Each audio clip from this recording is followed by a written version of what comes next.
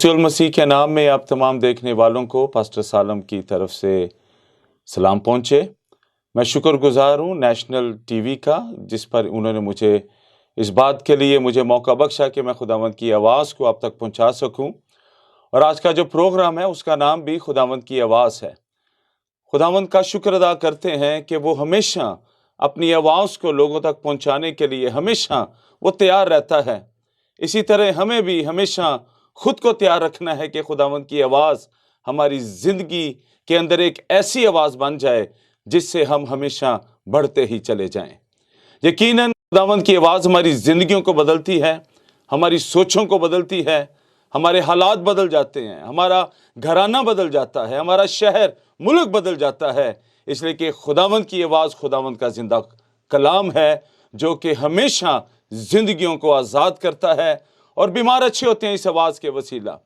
आज ज़िंदगियों के अंदर बहुत सी ऐसी आवाज़ें हैं जिन्होंने उनको परेशान कर रखा है।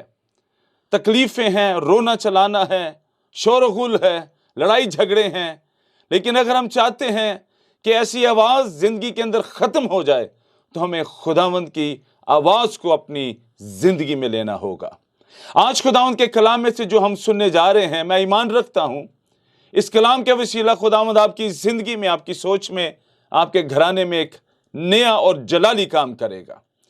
खुदावंद की आवाज़ से जलाली काम होते हैं, खुदावंद की आवाज़ से मौजज़ात होते हैं। जब हम खुदावंद के कलाम को सुनते हैं उस वक्त हमारे अंदर ईमान पैदा होता है। चार बातें बड़ी ख़ास हैं, इस बात को समझना हमारे लिए बड़ा ज़रूरी है। खुदावंद के कलाम को पढ़ना, खुदावंद के कलाम को अपने अंदर लेना, खुदावंद के कलाम पर ईमान लाना और उसके कलाम पर अमल करना। जब हम इन बातों को अपनी ज़िंदगी का हिस्सा बना लेते हैं तो उस वक्त फिर हमारी ज़िंदगी में एक नया रुख आता है। पुरानी ज़िंदगी का दरवाज़ा बंद हो जाता है और नई ज़िंदगी का दरवाज़ा खुलता है जिसमें सब कुछ नया है।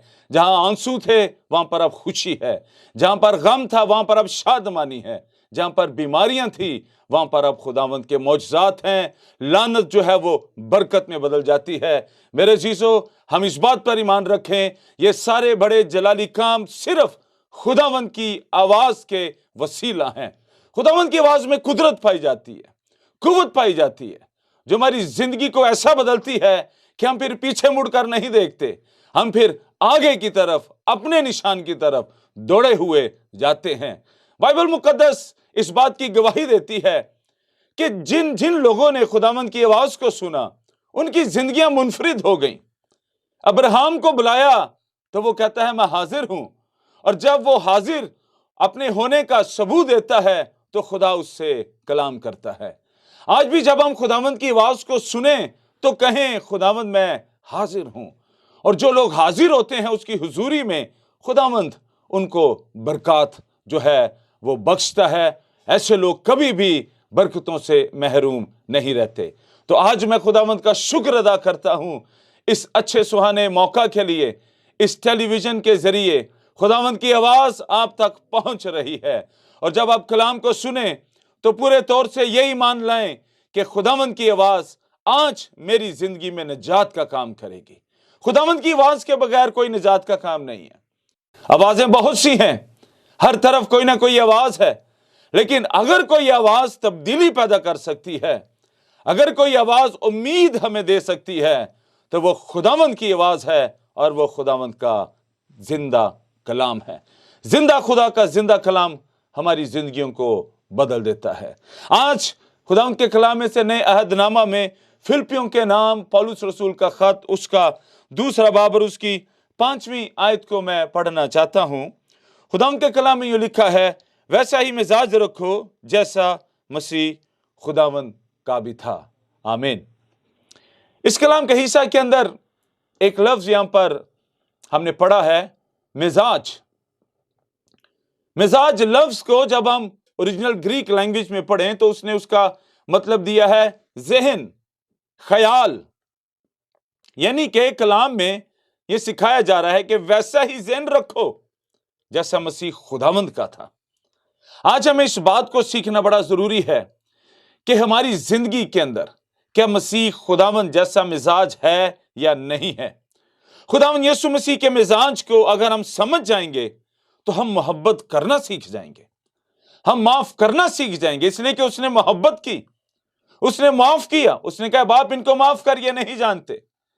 उसके मिजाज में माफी थी तो उसने माफ किया, उसके मिजाज में मोहब्बत थी तो वो सलीब पर चढ़ गया। अपनी सारी फिक्रें जब हम उस पर डालते हैं तो ये उसका मिजाज है कि वो हमारी सारी फिक्रें उठा लेता है, हमें आजाद करता है। वैसा ही मिजाज रखो जैसा मसीह यीशु का भी था।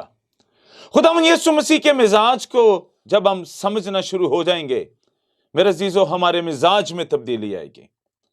जब तक मिजाज में तब्दीली ना आए तो हमारी नई जिंदगी का सबूत जो है वो कभी भी सामने नहीं आएगा। मिजाज ऐसी एक हमारी फितरत की तब्दीली है जो वाकई ये साबित करती है कि अब हम पहले जैसे नहीं हैं।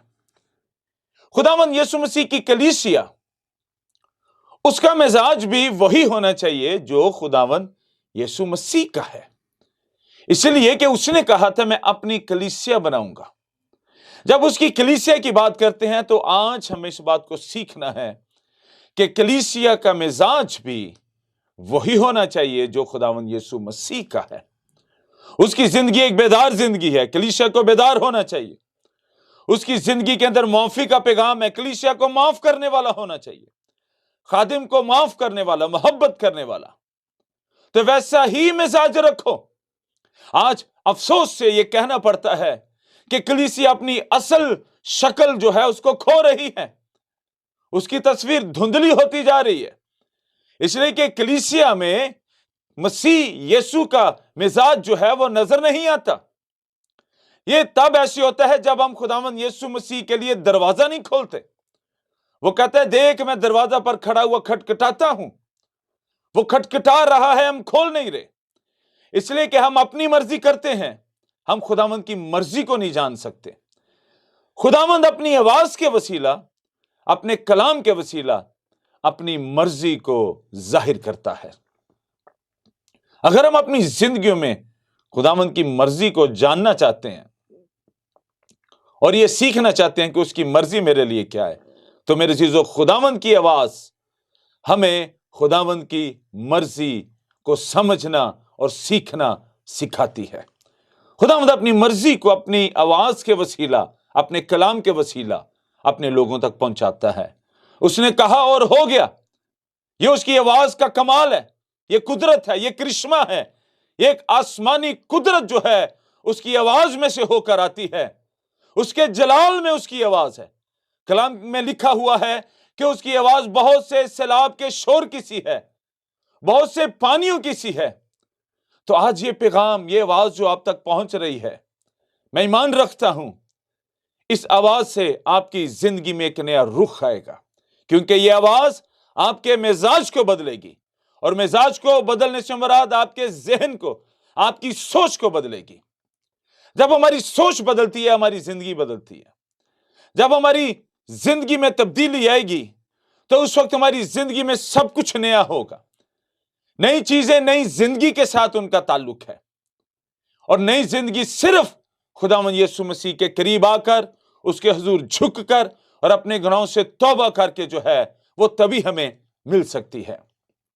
एक शख्स बड़ा आलिम था, निकोदेमुस उसका नाम था, वो फरीसी था और फरीसी तौरात के माहिर हैं।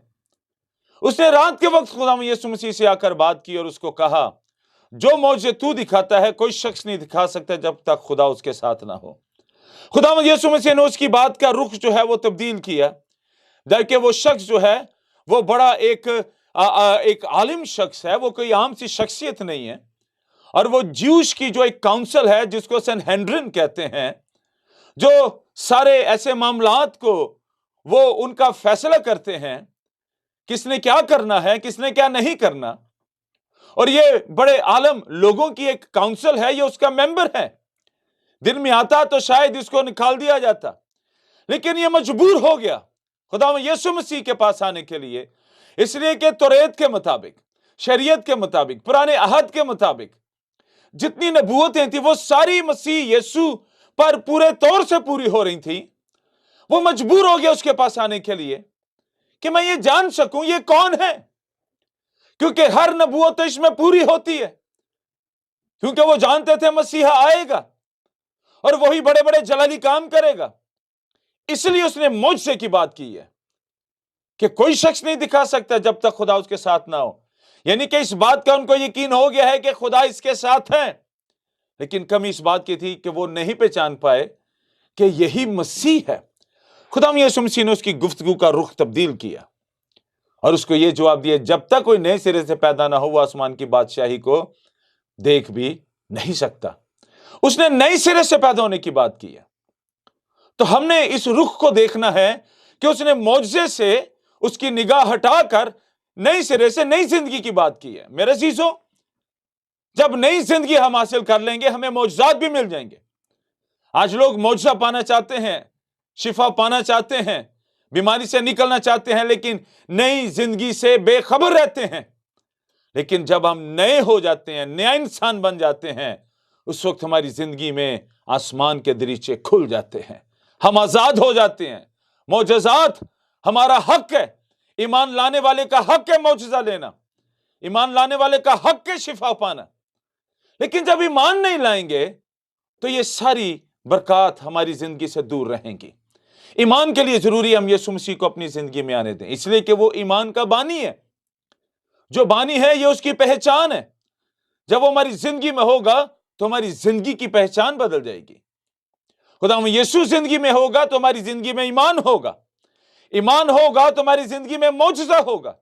तो बगैर ईमान के हम रूहानी तौर पर जिंदा नहीं रह सकते। यहां पर यही बात पौलुस रसूल जो है इस कलीसिया को सिखाना चाह रहा है, वैसा मिजाज रखो, खुदावंद यीशु मसीह पर ईमान लाओ, उसको समझो, उसको जानने की कोशिश करो। आज 5 तरह का रवैया जो है उसकी मैं बात करना चाहता हूं। अंग्रेजी जुबान में इसको एटीट्यूड कहा गया है, बाइबल की जुबान में इसको मिजाज का लफ्ज दिया गया, लेकिन जब हम और इसमें बढ़ते हैं तो वहां पर हमें एक लफ्ज मिलता है जिसका अंग्रेजी के लफ्ज एटीट्यूड का मतलब रवैया लिया गया है। तो 5 रवैयों की अक़साम मैं आपके सामने आज बयान करना चाहता हूं और मैं ईमान रखता हूं जब बात मिजाज की हो रही है तो समझें कि ये मिजाज की 5 अक़साम हैं। पहली जो हमारे सामने जो इसकी किस्म है वो है झुकाव का रवैया। जब हम झुक जाएंगे तो हमारे बड़े मसाइल हल हो जाएंगे, लड़ाई झगड़े खत्म हो जाएंगे, मियां बीवी के दरमियान जो जुदाई है वो दूर हो जाएगी, घरानों में, रिश्तों में। हमें झुकना आना चाहिए। झुक जाना इस बात का सबूत है कि अब मैं जिंदा ना रहा। जब मसीह जिंदगी में आ जाए तो हमारी जिंदगी में झुकाव आ जाता है, हमें माफ करना आ जाता है, हमें माफी मांगनी आ जाती है। उसके बाद एक रवैया है धमकी खेज रवैया।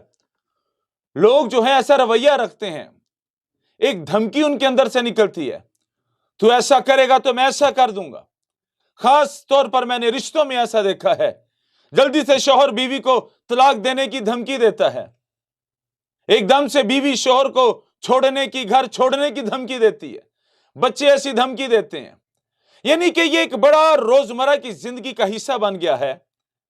हम इस रवैये से बाहर निकलें, हमें धमकी खेज रवैया नहीं रखना अपने अंदर, हमें खुद को बदलना है, वरना तबाही हमारी जिंदगी में आ जाएगी। तीसरा रवैया है मददगार रवैया। अपने अंदर मददगार रवैया लेकर आए। अगर कोई गरीब आ गया है उसकी मदद करें। बाइबल ये सिखाती है अगर तेरे पास है तो इनकार ना कर, मददगार बने।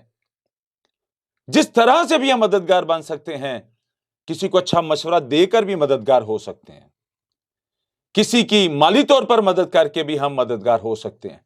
कई तरीके हैं हम अपनी जिंदगी की अच्छाई को, बरकत को एक दूसरे के साथ बांटना शुरू करें। फिर एक रवैया है मनफी रवैया। हम मनफी सोचते हैं और मनफी बोलते हैं, और ये इब्लीस की जुबान है, वो मनफी बातें करता है। कुछ लोग खुद पर भी लानत करते हैं, दूसरों पर भी लानत करते हैं। हम मनफी बोलेंगे, हमारे हालात भी मनफी होंगे।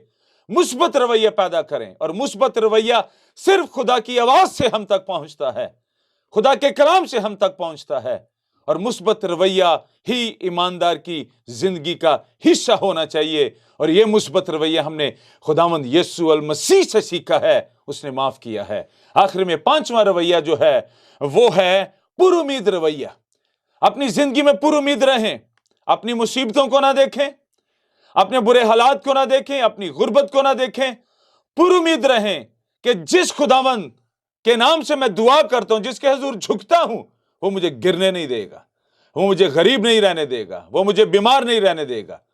یہ امید ہمارے اندر ہونی چاہیے۔ خداوند یسوع مسیح ہماری زندہ امید ہے۔